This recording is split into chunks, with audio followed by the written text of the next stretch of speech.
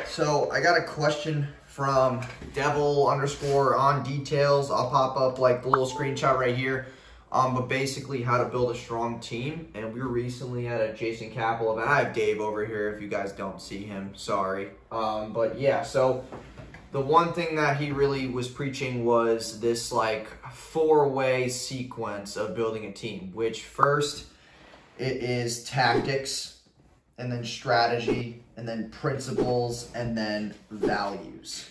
So a good quote by Dan Pena is, when the value is clear, the decision is easy. So you want to basically have people on your team that are able to move the needle faster when their values align with yours. Value drives decisions, and values always act as a code for how your team will act when you're not around. So like that's a big thing actually to branch off that is like you need to build a team that's able to do things when you are basically out of the picture. Like when you decide to go on a vacation or you decide to leave or like you have to take care of something important, like if it's personal, whatever the case may be, you need to be able to have your team compensate for your absence.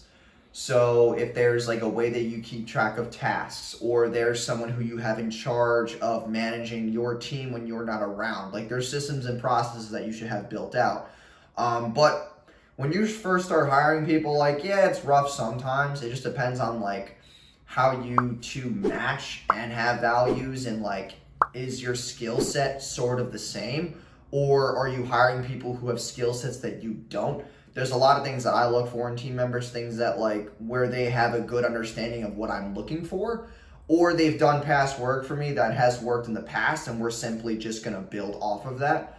But it's mostly about just a relationship. Like if you can get along and they have a skill that you don't, then it works out the best. It's kind of like with me, like I didn't really want people to live with me and do work with me unless they've done work for me in the past and it was good and it worked well.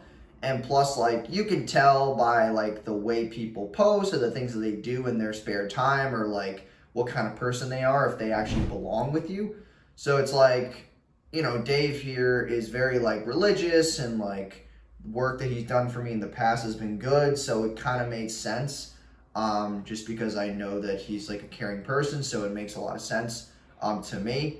If it was somebody who was like very rambunctious, partied a lot, and just like did weird activities outside of like work, then I'd probably be skeptical. So I was like, that would make the most sense to me when choosing team members. Like, look at how they act outside and then obviously see how they work within you. Because when you're working with a team, like you actually need to get shit done. It is about values, but like it's also about like, okay, how are we gonna move the needle and how do your values match that? And then like obviously having tactical,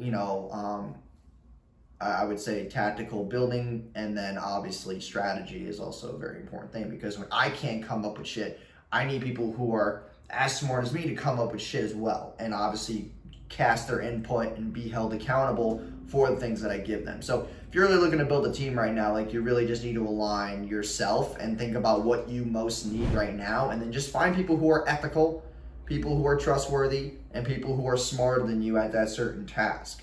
And then, obviously that way of trust will allow the relationship to grow more. So yeah, thanks for the question, and I'll see you guys in the next video.